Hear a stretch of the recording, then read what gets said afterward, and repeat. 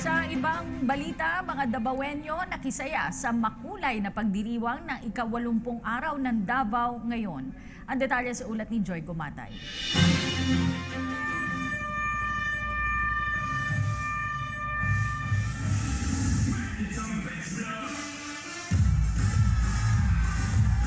Hindi napigilan ng panakanakang pag-ulan at matinding sikat ng araw ang mga Davaoenyos para makibahagi sa ika-80 taong pagdiriwang ng pagkatatag ng lungsod. Ramdam na sinusulit ng mga ito ang 2 araw na holiday break, March 16 at March 17, para magbigay daan sa makabuluhang selebrasyon ng Araw ng Davao. It just shows na everybody is in full support of our mayor, Sara Duterte, who has been a leader to us talaga. She's innovative, she shows her leadership, and she's not afraid to stand up for what is right.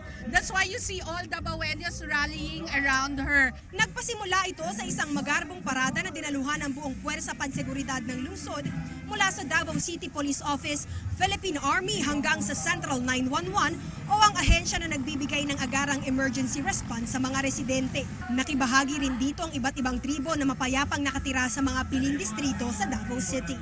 Hindi naman nagpahuli ang mga millennial Davaoenyos na nagpakitang gila sa kanilang hip-hop dance sa cheer dance presentations na lalong nagpataas ng energy ng mga manunood. Samantala, ikinamangha ng lahat ang pagpapaulan ng sariwang bulaklak ng ilang helicopters mula sa Philippine Air Force bilang pagsuporta sa 80th Davao Day. Namataan rin ang ilang beses na exhibition ng 2 fighter jets ng Air Force sa kasagsagan ng parada sa harap ng Davao City Jail. Well, we're very happy. Yeah, it's the first time that we've seen it. Actually, at first, nagkakagulat what's happening kasi naririnig yung mga sonic boom. But then again, there's this feeling na we're so proud na ganyan, and then that they're here, they're showing us that they're also around for us, that they'll keep us safe. So, they have our support, the Davaoenyo support.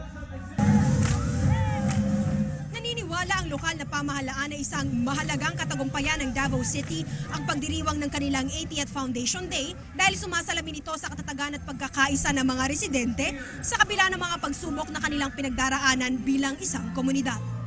Umaasa ang city government na magsisilbing inspirasyon sa mga Davaoenyos ang pagdiriwang na ito para lalo silang makatulong sa paggamit ng kapayapaan at kaunlaran na damang-dama ng lahat ng sektor ng lipunan. Mula rito sa Davao City para sa PTV News, Joy Gumatay.